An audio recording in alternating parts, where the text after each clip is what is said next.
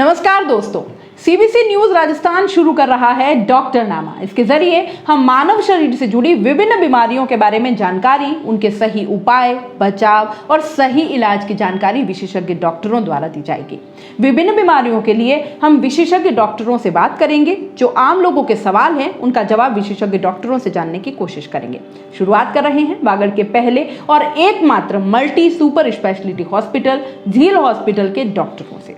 झील multi super speciality hospital Vagad वासियों के प्रति अपनी जिम्मेदारी समझता है और इसलिए हम विभिन्न बीमारियों की सही जानकारी लेकर आ रहे हैं झील हॉस्पिटल के डॉक्टर के साथ। आज हम बात करेंगे आंख से संबंधित बीमारी के बारे में, खासकर मोतियाबिंद के बारे में। हमारे साथ हैं झील हॉस्पिटल के नेत्र विशेषज्ञ डॉक्टर यश गांधी। तो आइए इनसे जानते हैं आंखों से जुड़ी बीमारी मोतियाबिंद के बारे में। तो सबसे पहले जो नेत्र विशेषज्ञ हैं उनसे आइए उनका परिचय जानते हैं और वो अपना परिचय खुद देंगे। नमस्कार, मेरा नाम डॉक्टर यश गांधी है। मैं अभी झील अस्पताल में एज एन आई सर्जन काम कर रहा हूँ। मेरा MBBS सूरत गवर्नमेंट मेडिकल कॉलेज से हुआ है और MS ऑफ्थेल्मोलॉजी भी वहीं से हुआ है। उसके बाद मैंने 1 साल as a senior resident New Civil Hospital Surat में काम किया है। उसके बाद मैं 6 महीने गोधरा ट्रस्ट आई हॉस्पिटल में काम कर रहा था। उसके बाद मुझे झील अस्पताल में काम करने का मौका मिला है, तो मैं अभी एज एन आई कंसल्टेंट झील हॉस्पिटल में काम कर रहा हूँ। वागड़ में ऐसी कौन कौन सी समस्या है जो नेत्र से जुड़ी हुई आपके पास आती रहती है? देखिए, मोस्ट कॉमनली तो सब पेशेंट्स आते हैं कि कम दिखता है, धुंधला दिखाई दे रहा है, ठीक है।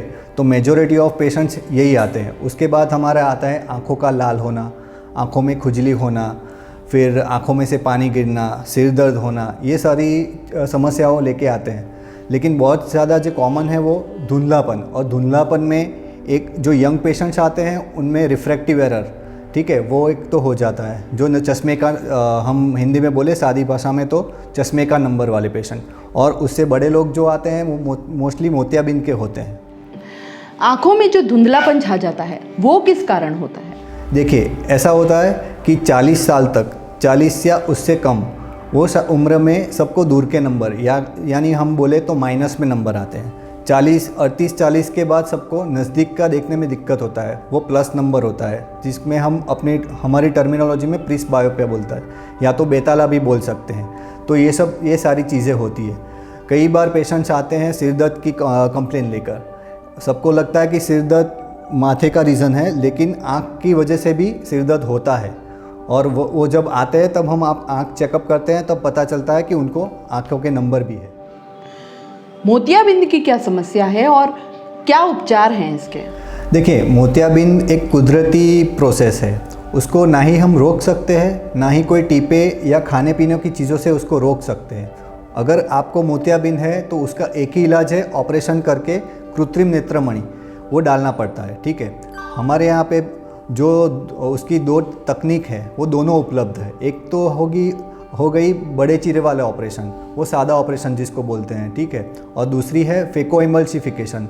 उसमें हम छोटे चीरे से 2 mm जितने चीरों से ऑपरेशन हो जाता है और फोल्डेबल लेंस आता है, वो अंदर जाके खुल जाता है, ठीक है। तो ये आधुनिक तकनीक है, वो भी हमारे यहाँ पे उपलब्ध है।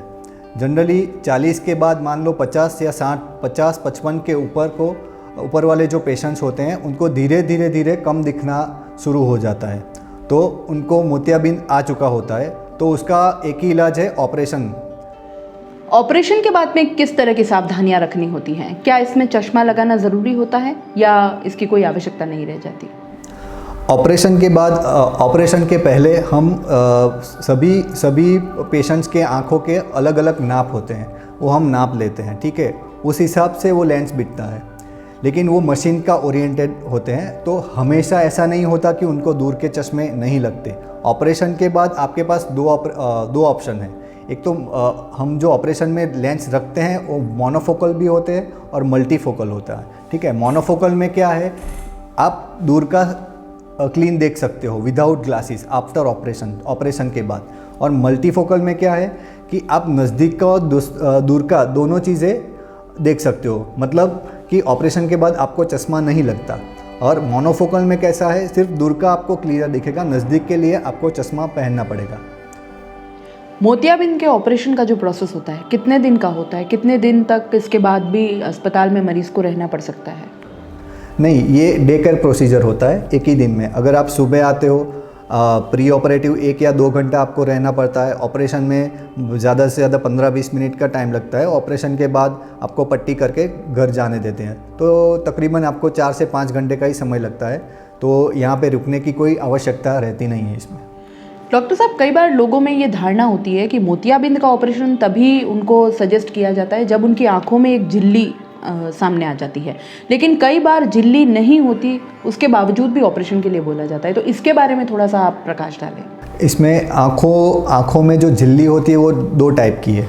एक तो चमड़ी आती है जो आँखों के बीच के भाग में से, आँखों की हम जो कीकी बोलते हैं, ऊपर एक चमड़ी आती है, ठीक है।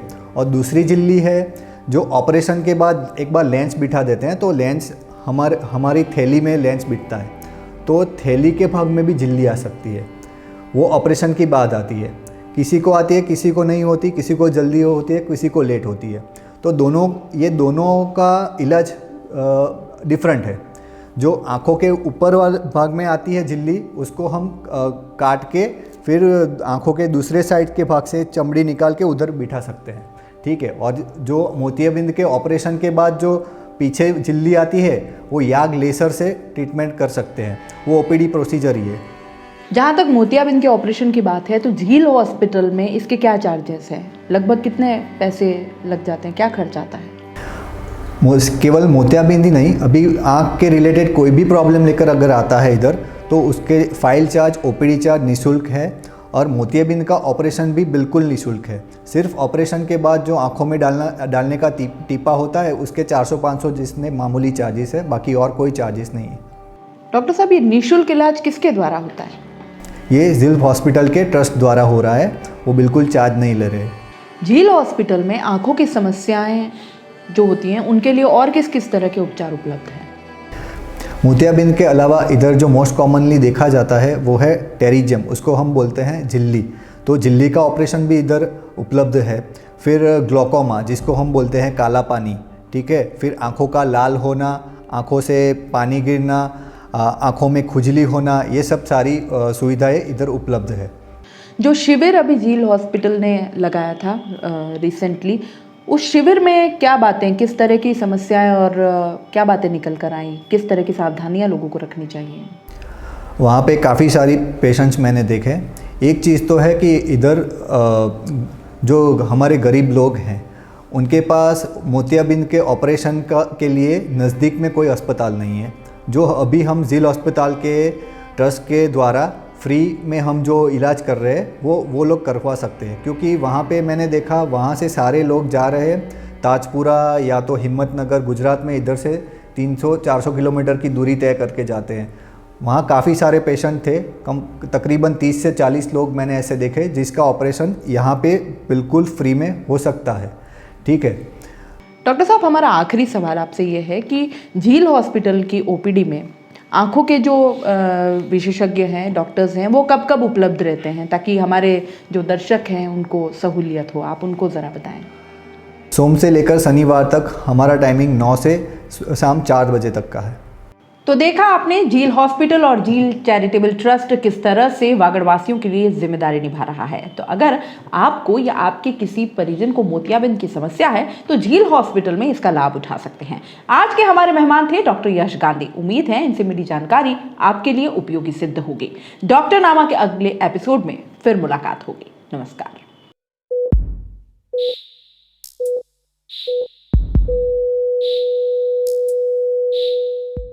सीबीसी न्यूज राजस्थान की यह खबर आपको कैसी लगी, नीचे कमेंट करके जरूर बताएं। अगर आप YouTube पर देख रहे हैं तो सीबीसी न्यूज का चैनल सब्सक्राइब करिए, पास में दिख रहे बेल आइकन को भी दबाइए, ताकि जब भी हम आपके लिए कोई खबर, कोई जानकारी लेकर आए तो सबसे पहले आपके पास नोटिफिकेशन पहुंचे। अगर आप Facebook पर देख रहे हैं तो सीबीसी न्यूज का पेज लाइक करिए। अगर आप Instagram पर देख रहे हैं तो आप हमें फॉलो कर सकते हैं।